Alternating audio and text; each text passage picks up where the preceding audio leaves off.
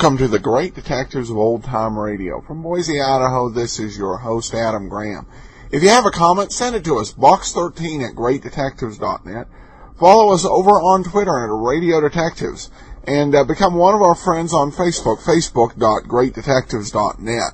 Also, if you plan on traveling at all, remember JohnnyDollarAir.com. JohnnyDollarAir.com is Priceline, so you have the ability to choose from either the name your own price option or a wide variety of published specials. And you help to support the Great Detectives of Old Time Radio. So when you're planning to travel, think JohnnyDollarAir.com first. Well, we're going to get into today's episode of yours truly, Johnny Dollar, the Nora Faulkner matter.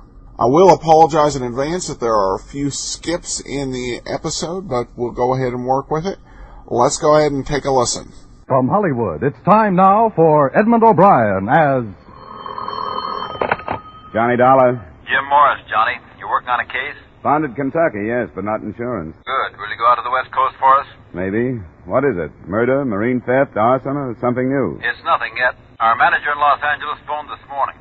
A woman out there wants to buy a $200,000 policy on her life. Well? Oh, it's not that we don't want the business, but the sales agent doesn't want to take the responsibility of a deal that size. He thinks she's holding something back. We've decided to investigate. How old is she? I don't know. Why? Oh, I thought I'd ask. There's one kind of woman to investigate, you know, and then there's another. When do you want me to leave?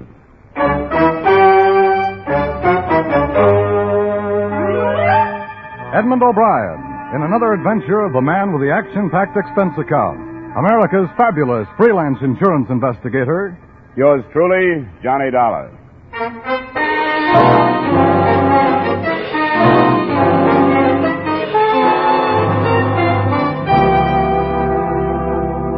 Expense account submitted by Special Investigator Johnny Dollar to Home Office, Great Eastern Life Insurance Company, Hartford, Connecticut. The following is an accounting of expenditures during my investigation of the Nora Faulkner matter. Expense account item 1, $220 airfare and incidentals between Hartford and the Great East Building, Miracle Mile, Wilshire Boulevard, Los Angeles. The only apparent miracle was the fact that pedestrians crossed Wilshire constantly without getting killed. Mr.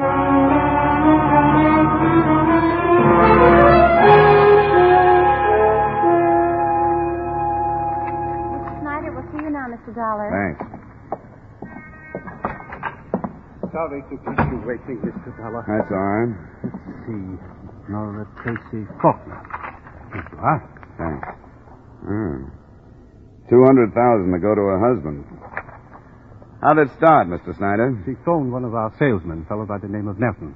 He went out to her house. The address is there. And told him what she wanted. He says he was counting his commission at first, but after he filled out the application, he began to wonder. About what? Her. She told him she planned on paying 6 months' premiums and wanted to know how soon the policy would be in effect. Acted unnatural, as he put it. I think we ought to find out about her. I don't like this kind of thing. It's a blind search. I don't even know what I'm looking for. But I'll start on it in the morning, and I'll let you know how I come out.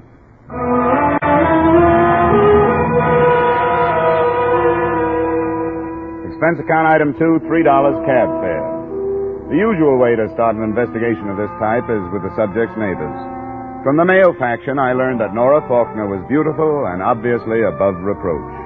The female faction reversed that decision and reported that she lived with her husband and his mother, but hadn't been seen for the past few days. Realizing that mothers-in-law are fair sources of information, I put her next on my list. Mrs. Faulkner, the elder, sported short, iron gray hair, and her face told the story of an endless battle to hang on to youth. Come into the drawing room, Mr. Dollar. I think we can be comfortable there. Thank you. I'll close the doors. You could see by the way that maid was eyeing you that she's an incurable pariah. I didn't notice. She's impossible. Well, what did you find out? Who is she seeing in Las Vegas? I beg your pardon? Nora, what did you learn? I'm her mother-in-law. Oh, yes, I know that, but maybe you have me confused with someone else. You want the detective? The maid announced you as an investigator. I'm an insurance investigator, Mrs. Faulkner. Well, then, you're not from that agency. Oh, well, this is embarrassing, to say the least. I hope you won't mention it to anyone. Well, it's none of my business. really nothing. It's a little game I play with Nora. Then I tease her about her little trips. Please sit down, Mr. Dollar. Of course. I feel so foolish, but my daughter-in-law was mentioned when you came in, wasn't she? Yes, I did want to talk to you about her. To be quite honest, the company that hired me is a little uneasy about that $200,000 life insurance policy she applied for. Nora applied? Yes. You didn't know about it? No, I didn't. Of course, she never tells me anything. Well, why would she do a thing like that? She's a clever woman. There must be a reason. Who's the beneficiary, Mr. Dollar? Your son, Andrew. I see. Then I would say it's one of her unexplainable maneuvers. An attempt to regain Andrew's trust and affection. That's an odd thing to say. Nora's a strange woman. I know her better than anyone else does. Yes, better by far than my son, her husband. I understand how she rushed him into marriage while he was in a highly emotional state after he'd been inducted into the army. He was just 19. That was in 1942. I know the gay life she led while he was living in foxholes overseas and while he was convalescing here after the war. Mrs. Faulkner, I realize that all these things seem very important to you, but... Mother, Oh, I'm sorry. I didn't know you had company. Come along, Andrew. You were told that I had company, and you know it. This is Mr. Dollar, Andrew, from an insurance company. How do you do, Mr. Faulkner? Andrew, why do you keep things from me? What do you mean? Mr. Dollar is from an insurance company. Surely you know what I mean. No, I don't. Nora's new insurance policy.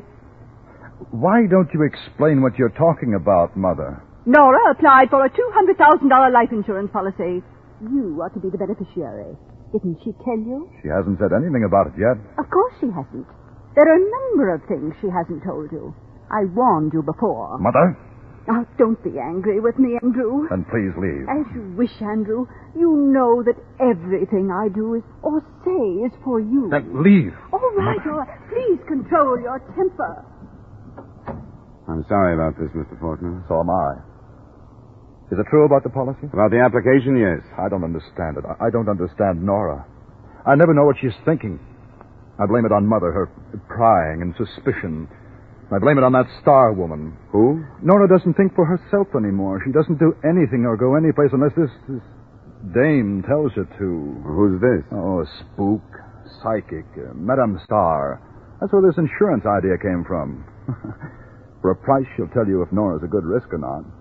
Where can I find her? Out toward Inglewood someplace. She runs a classified ad in all the evening papers. Thanks. I'm sorry to have caused you this. I really am. Oh, well, it's not your fault. Whose fault is it? Maybe everybody's.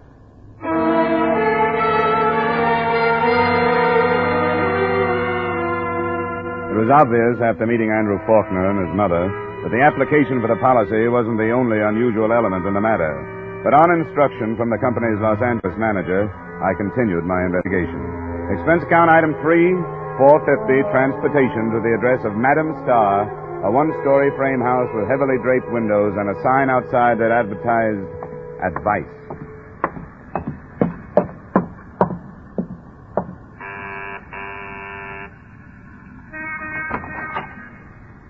Good afternoon, sir. Madame Star? That is right. May I come in? All are welcome here. This can't be classed as one of your regular consultations, but I'll pay you for your time. That is generous of you. What advice do you wish? I'd like to know why Nora Faulkner was so anxious to buy a big policy on her life. Who are you? You mean you don't know? I claim no powers as medium. I'm not psychic. I only offer advice. Some of those who listen are helped. What advice do you want? Well, I told you. Nora Faulkner has been coming here? She has. She's in great need of advice. More intelligent advice than I could give, perhaps. But I try to help her. By telling her to buy insurance? Nora Faulkner's life these last few years has been lived under severe mental strain. I advise the search for inner truth, among other things. Yeah. What about the insurance policy? Her mental torment resulted in physical failings. I advise tonics, vitamins. Why are you evading the insurance? She wanted a more tangible protection of her life. Protection? She felt it in danger. Why? I have said enough. She's in Las Vegas, I understand. Where's she staying? You go there? I don't seem to be able to get anything but double talk here. Everybody has a reason for caution. There is Flamingo Hotel. She's there. How much do I owe you? Nothing. I've given you no advice. What I would advise, I have no right to say. Good afternoon, sir. Well, I suppose you have to be mysterious. Good afternoon, sir.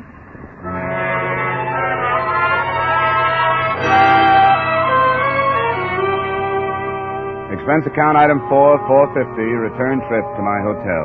Item 5, $370, cab fare to an airport in Burbank. And item 6, $19.90, round trip to Las Vegas by way of Western Airlines excursion coach.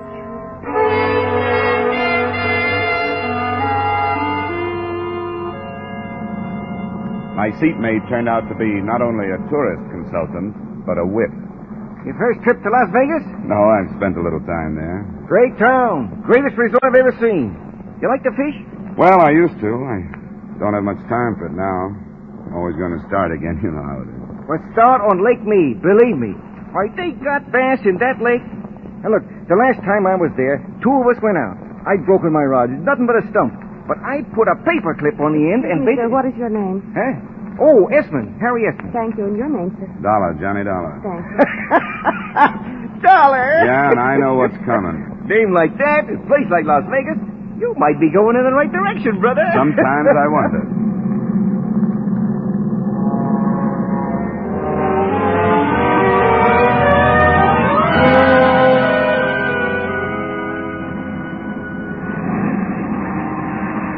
Except for Mr. Harry Esmond, it was a smooth trip.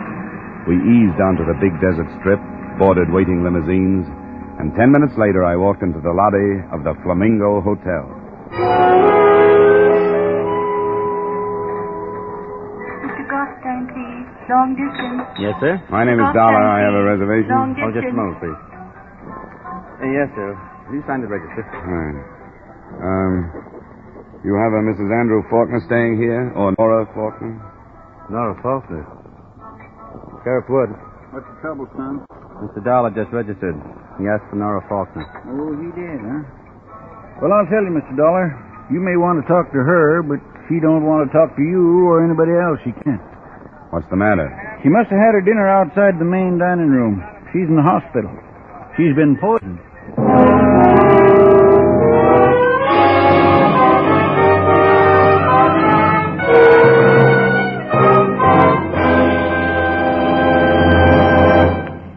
We'll return you to the second act of yours truly, Johnny Dollar, in just a moment.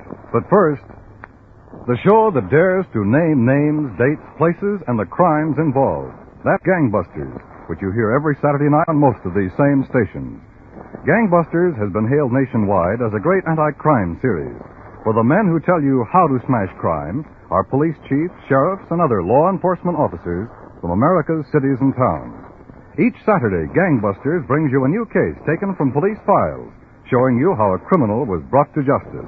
Often the police officer who headed the chase narrates the story. Be listening for Gangbusters this evening and every Saturday evening on CBS, The Star's Address. Now, with our star, Edmund O'Brien, we return you to the second act of yours truly, Johnny Dollar.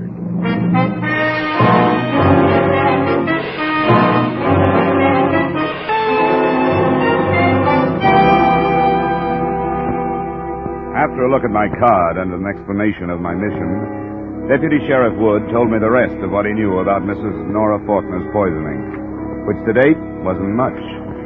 There was no proof of how she'd gotten the poison dose, and the last time he'd seen her, she'd been too ill to talk. She was under her care of a personal physician who had accompanied her from Los Angeles. By the time he had finished, we were at the emergency hospital and approaching her room. I went through the usual rigmarole of notifying next of kin. Her husband wasn't in, but somebody said she was his mother and then fainted on the phone. She would. I expect her to be flying in here on her own wings any minute now. Is it? Yes? Oh, Sheriff. This man's an insurance investigator, Dr. Brooks. Meet Mr. Dollar. Hello. An insurance investigator. I'm afraid I don't understand. Well, I was looking into an insurance policy she wanted to buy. Oh, I see. How is she? Resting as comfortably as can be expected. Has she said anything about the poisoning? Yes, but I'd rather you heard it from her. Won't you come in? Thanks. After you, Sheriff?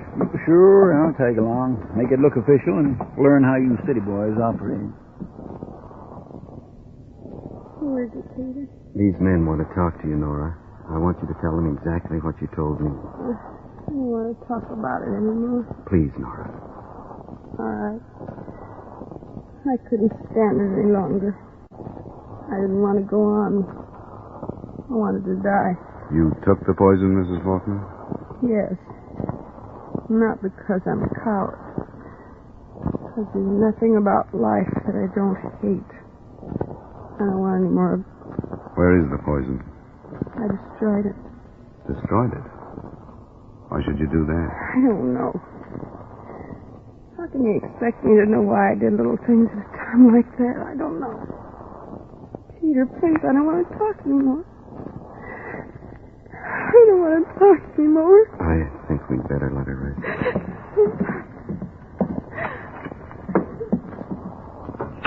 I'm not sure her story rings true. How well do you know her, Doctor? Quite well, Mr. Dollar. She's been my patient for over 2 years. Her life's been very unhappy. You find it hard to believe that the poison was self-administered? Yes, I do. Why would she lie to protect someone who attempted to kill her? I don't know, but suicides don't do things like destroy poison. Or take it when they know room service is on the way up to their room with a meal. That's a downright waste of everybody's time. The waiter did find her, didn't he? I hadn't thought of it. Good Lord. What? The vitamin tonic she was taking. The dose included one before her evening meal. Tablet form, or is it liquid? It's a liquid Hadico. And the poison could have gotten to her that way. Where is it? Back at the hotel in her room. Do you want it? I think it should be analyzed. I can get it up to the lab in Carson City tonight by plane. All right. I'll show it to you.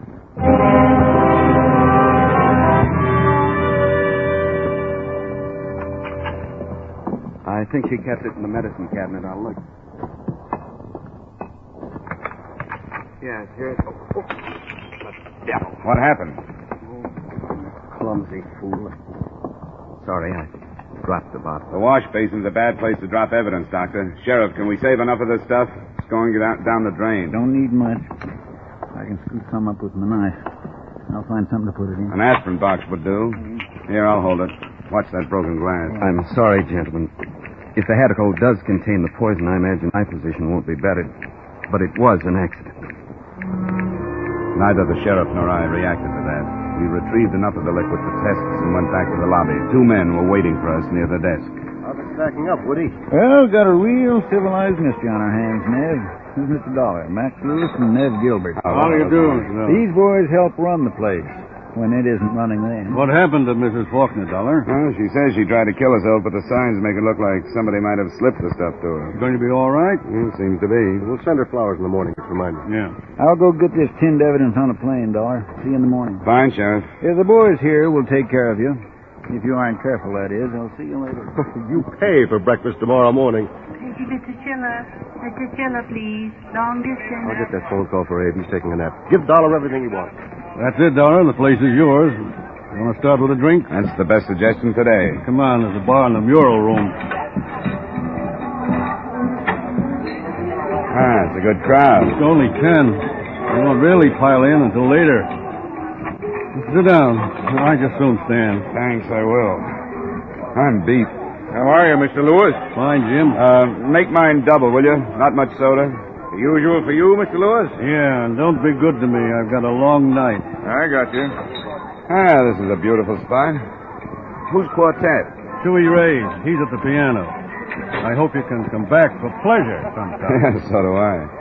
Say, what do you know about this Nora Faulkner? Nothing. I've noticed her. Seen her in the casino. She seems to be the type you would notice. Does she gamble much? I don't know how much, but we can find out. Come on. There's Joe Rosenberg, our credit manager. He'll know.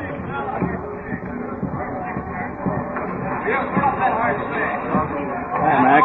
This is Mr. Dollar, Joe. He's here looking into this Nora Faulkner business. He wants to know how much she gambled. Oh, sure. I looked at her card right after I heard what happened. She signed to get a $500 check cashed, so that's all she got. What do you mean, signed for it, Joe? That's our deal here.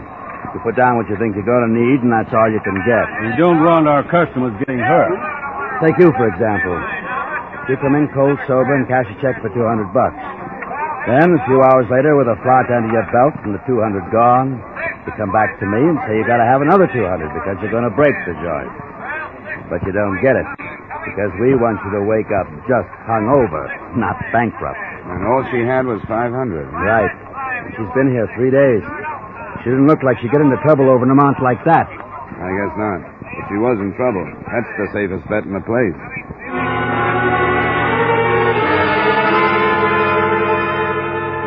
It began to look as though I was in the wrong place to find a motive for attempted murder. I talked to a dealer who remembered her, a bartender, and a couple of waitresses who linked her with Dr. Brooks, but none of their statements led to anything. And then, a little past midnight, Andrew Faulkner and his mother arrived. I met them just inside the main entrance. Oh, Mr. Dollar, I didn't expect to find you here. The insurance company wanted me to follow it through. What has happened, Mr. Dollar? Your wife will recover. Oh, but they told me on the She phone. was discovered in time, and they got her to a hospital. Oh, I'm so relieved. We haven't been friendly, but when they called, I can't tell you how shocked I was. You've seen her? Yes, I've seen her, but you won't be able to until morning. What did she say? How does she explain this? She said she hated life and didn't want any more of it. I see. I suppose she mentioned me. She didn't mention anybody. Not even her doctor? He was with her. Yes, I should imagine he would be. Well, I am relieved.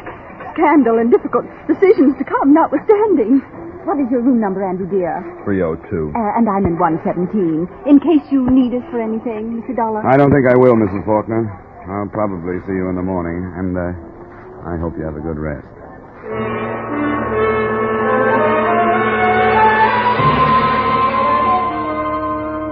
It was 2 a.m. when I went to my room.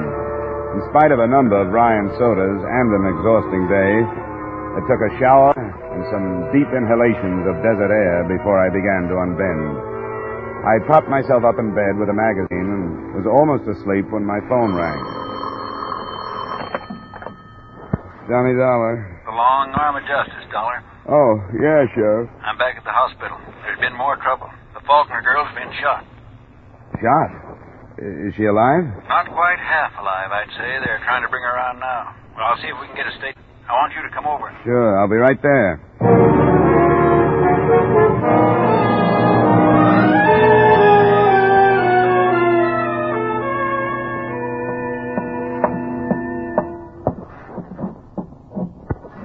She's gone, Dollar. Is that all? She was conscious for a minute or so. She named her husband. How did it happen? He wouldn't have if it wasn't for that personal physician of hers. He'd been in the hospital room tonight. The light was on. He went out to get some coffee, he says, and the husband came in. Where's Dr. Brooks now? In her room. Might as well hear what he has to say. Faulkner went through the window there, getting out. Bad night, Doctor. Yes, bad night. Sheriff would tell you. I want for him to hear it from you. He wants the insurance angle. All I want's to kill him. Well, he threatened to kill her and said nobody'd suspect him because he loved her. And she wanted insurance to set up a motive. She hoped to frighten him, to make him think that people would suspect that he killed her for that. Why didn't you tell us these things? I didn't know. She told me the truth after I'd come back from the hotel. I told her you were sending the hedicle to the laboratory. She said she didn't want to press, that it wasn't his fault, that his mother had driven him to it, that she wanted to give him another chance. And he had that chance. How did he arrange it? I saw him in the morning in Los Angeles. He'd have to be here. She said he was for a short time, in the afternoon. Then he flew back. A detective had found out that I was here with her. And that was Mother's work, too. He evidently arranged the poison when she refused to go home with him. He was deranged, a war casualty. Nora was terrified of him, but still she defended him. She's dead because she had a blind hope that the poison attempt would do something to him, that he'd get better and understand what his mother was... Sorry, gentlemen.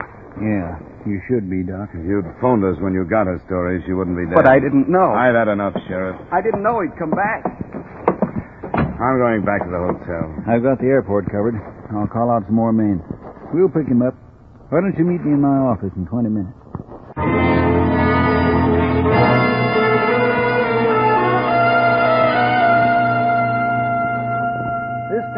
I'll leave to you outsiders. We haven't had much experience with this stuff. Did you talk to the mother? Yeah, I talked to her. She admitted a lot of lies.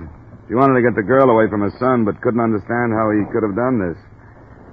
Well, how do we find him? We sit here and wait. Las Vegas is a bad place to get away from. There's one highway in and one highway out, and I've got roadblocks on both. No other roads? Oh, there's some roads. But this is the desert. He can try 'em, but he'll find out that roads are like everything else on the desert. They go so far, and then they get tired and stop because they ain't getting any place. And we wait for a radio report. It might take some time, but it'll come. A lot of things to fight out here. Outside of town, couldn't get a drink for $1,000. It's so dry. One old timer they tell about got hit by a drop of water, and they had to pour a bucket full of sand in his face to bring him to. What time is it? 7:30 a.m. Even today, that sun's going to be hot enough to fry a steak. If he don't come back, it'll be because he can't make it. Oh, come on, stop it, will you? You know, they tell about a coyote chasing a jackrabbit. Coyote was starving to death, and the jackrabbit knew it, but it was so hot they were both walking. Sure.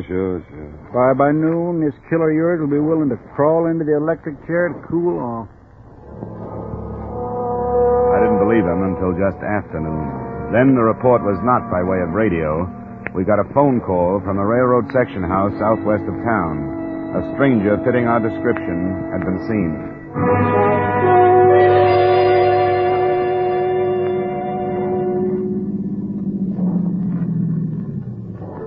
Hello, Sheriff. Hi, Ben. Where is this thing you talk about? Well, my kids sneaked up on him. They tell me he went into a drain culvert under the tracks a mile down. You want to help? No, thanks. They say he's got a gun.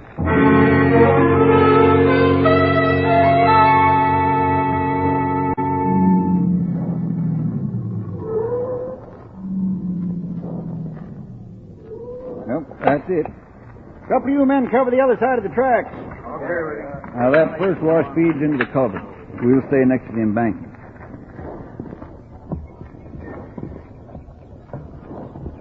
This is close enough for now. You give him a yell. He may remember you. I'll try it. Faulkner, this is Dollar. Come on out, Faulkner. He's off his nut, Sheriff. I don't think he's coming out. Yeah, well, you keep yelling. I'm going to move over there where I can get a sight to that pipe. Maybe that'll change his mind. Faulkner, come on out. There are men on each side of the tracks. There's no place for you to go. Sheriff? I'm all right. Come on out there, Faulkner. I don't want to blow you out, but if you don't put down your gun and come out on your own, I'll have to. All right. Okay, boys, stand clear on the other side of the tracks.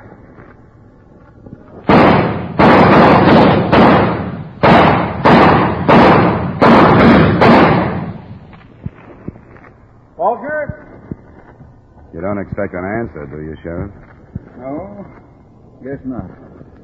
Poor cuss. Who carried his life insurance, you know?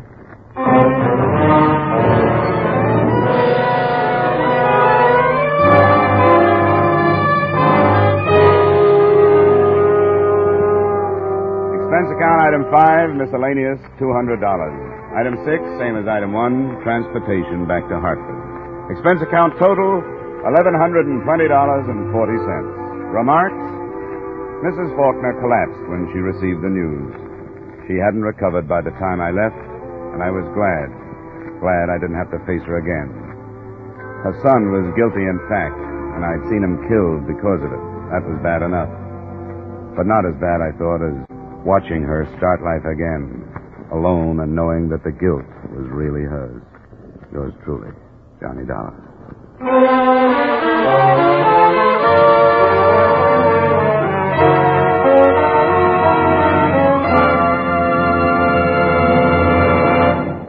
Yours truly, Johnny Dollar, stars Edmund O'Brien in the title role and is written by Gil Dowd with music by Wilbur Hatch.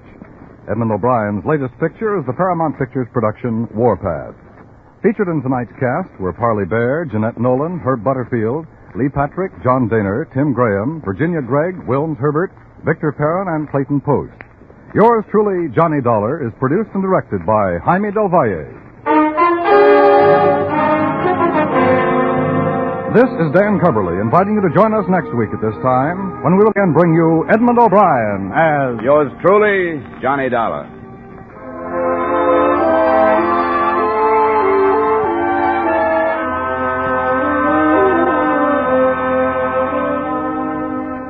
Are you ready to sing it again tonight? You'll find a whole hour full of the day's popular music sung by Alan Dale, Bob Howard, Judy Lynn, and the Riddlers. The Phantom Voice is a puzzler, but some CBS listener will win $5,000 in cash. Now stay tuned for Von Monroe's Caravan, which follows immediately on most of these same CBS stations.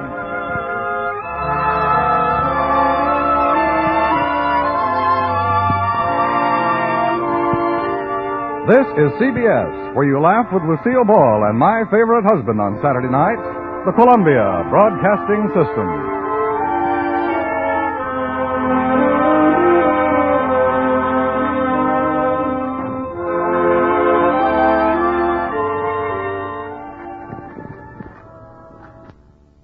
Welcome back. The discussion of fishing on the flight to Las Vegas was kind of interesting, in that fishing really, with the Bob Bailey Johnny Dollars, was Johnny's big hobby and the one thing he always wanted to be able to do. In several plots of those Johnny Dollars with Bob Bailey centered around his fishing activities, as well as places he liked to go and fish. For those of you who have the app or the premium site, we've added another show that we've got on the list of shows we'd like to do. It's A Man Called X. It's another espionage detective story. Like Dangerous Assignment, but Man Called X is definitely more set into the Cold War era, while Dangerous Assignment was a little bit more generic, at least in the episodes that I've heard of Dangerous Assignment. So for those of you who have the app and the premium site, you can go ahead and listen to a sample episode of The Man Called X. Also have a new review on iTunes. F.J. Hurt writes, the best. Well, thanks so much. I'm wishing everybody the best this weekend. We'll be back on Monday with another episode of The Abbotts. Also coming up this weekend, we have our first video theater episode of 2011, Mr. Wong Detective. I hope you enjoy it. Send your any comments to box13@greatdetectives.net. Follow us over on Twitter at Radio Detectives. And become one of our friends over on Facebook, facebook.greatdetectives.net. From Boise, Idaho, though, this is your host, Adam Graham, signing off.